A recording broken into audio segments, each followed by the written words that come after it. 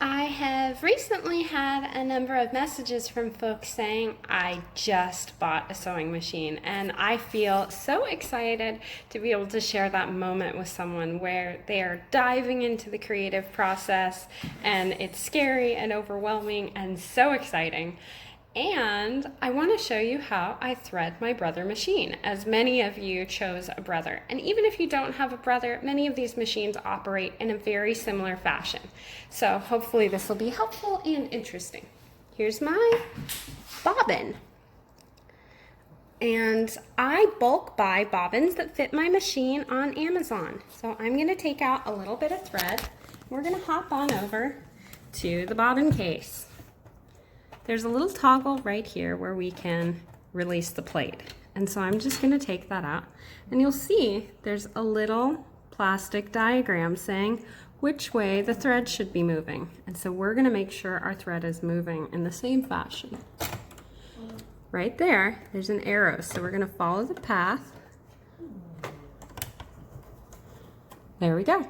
And there's a little tiny razor in here. Watch your hands, because that snips off the bobbin thread so you don't have threads hanging out all over. Now, see how there's a little lip? We're just going to slide that in, press down, and replace our bobbin case.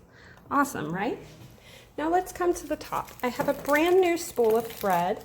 I strongly recommend that you get the best quality thread that you can afford,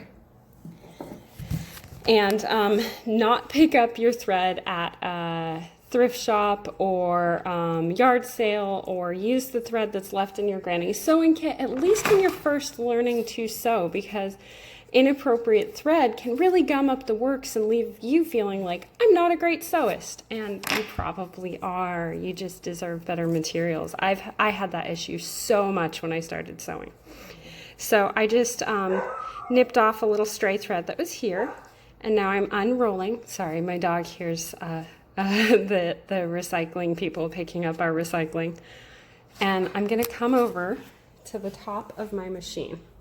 There's a little dowel here that I'm going to slide my thread on. And there's a little tension disc that holds it on. And I'm just going to slide that into place. Here, there's a little guide. This is for threading my bobbin, so we don't need to worry about that right now. There's a little tongue, and we're going to slide on through both of these catches. I'm using my non-dominant hand for this, so I'm ready for my hero's parade. And now, someday you will be in a place where you can thread most of your machine with your non-dominant hand. I promise. It just takes time. I wasn't born good at this. I wouldn't even say I'm great at it. I just play with it a lot and I have a lot of fun. We're going to move this thread through this channel. Now it says we're on step 2. Step 1 was going through this little catch and then coming over under here and down this thread channel. So we're already on 2, right? 3 is looping in here. Good. We're coming up. This is probably my favorite step, because we're going to come over to the hand wheel. We're going to crank it a little bit. And we're just going to crank it until this little piece that moves is somewhere we can reach, and we're going to make sure that our thread gets hooked inside that little arm. Oh, look, we did it. How cool is that? See, it's in there. Now we're going to come back down. We're almost done, everyone. We're on number 5, which is just hooking through this little guide in front of the needle. This machine includes an auto threader. I don't care for it, so I'm going to sulfo threader. These are my thread nippers. They're a little sharper than scissors, and they're for small jobs, like cutting your threads really cleanly. I buy them in like 3 and 6 packs on Amazon, and I couldn't recommend it highly enough. Now, I'm going to come to my needle, and I'm going to lick my thread. I just can't do this job without it. I'm just old school like that. I'm sure it's physically possible. It's just a psychological block I have. To give myself more room, I'm going to touch this lever right here, and that puts the foot of my machine down. Good thing I didn't have my hands there, right? Take care. And another important note, this machine is off right now. I could probably thread the machine while it's on, but I don't want you to. I don't want anyone to. So now I'm gonna come to my needle and I'm just gonna see if I can't slide it through the hole. Hey everybody, we got it through. Isn't that fun? Now I'm going to come to this lever here again and lift so that through this little channel in the foot, that's what this piece is called, it's a foot, I can slide the thread through to the back. All right, and that's it. Just for fun, let's do a quick overview of the different parts of my specific machine, okay? This is a Brother Project Runway Limited Edition CE 1125 PRW computerized sewing, and it has a lot of stitches. So now I'm going to turn it on, and it always starts at 0, 0. See if I can't bring that into focus in this bright room.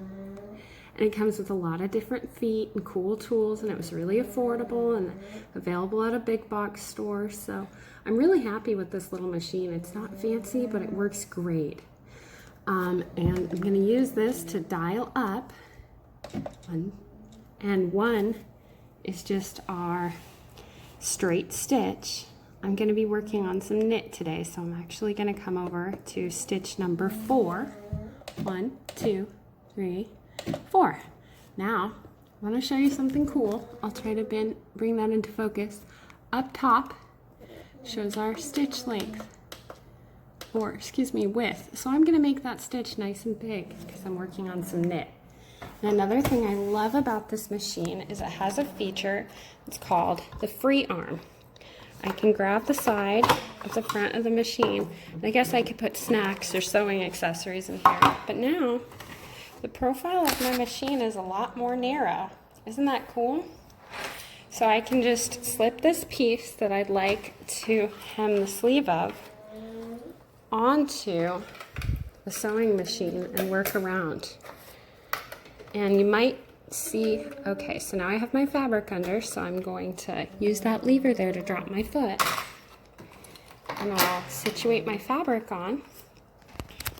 And then right down here is my pedal. So I'm just gonna be able to start stitching. Isn't that cool? All right, and I want to show you one more button that you might be totally familiar with or baffled by. This is my back stitch button. It makes the stitches go in reverse, and that's a great feature to have if you're coming to the end of your stitch. Just do a little back stitch, and it'll help lock your stitch in place. So just for fun, I remove my clips as I go. Some people will tell you you can sew over clips or pins. Wouldn't recommend it.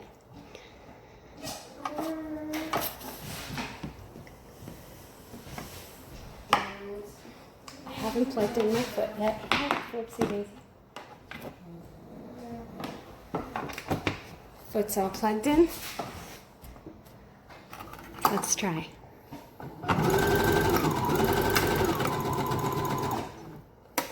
And I take off my clips as I go.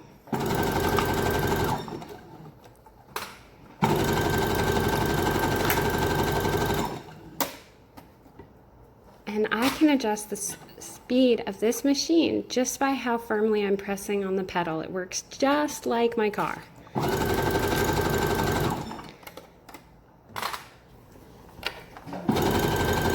And I'm taking care to just work the fabric, but I'm not stretching it through. I'm just easing it. And you'll notice my hand position. This hand on the left isn't right here. It's back here. When I'm removing clips, I take my foot off the pedal so that no startled cat noise, no nonsense is going to surprise me so much that I injure myself.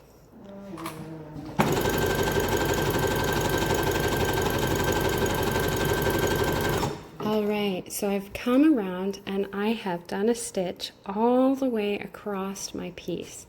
And so now I'm going to overlap a little and use that back stitch. Isn't that cool? So now I know these stitches are really well locked in. And here's my thread nippers. I'm just gonna trim those off right where they come out. I don't need to worry about weaving them in because I back stitched. Doesn't that look wonderful? I'm so pleased. Okay, and you'll see I have a serger machine, so I don't have to. Knit doesn't unravel, but I put a serge around the edge, and then I just clipped that in with my little clips. These might be new to you. If you've only been sewing with pins, check on Amazon and look for clips. They work a lot like binder clips, but they've been revolutionary for me. And I just fold over my fabric and clip it, and then I can do that stitch. Okay, I hope very much this was fun and interesting for you. It was fun for me, and you can find me at patreon.com/RosieWickland.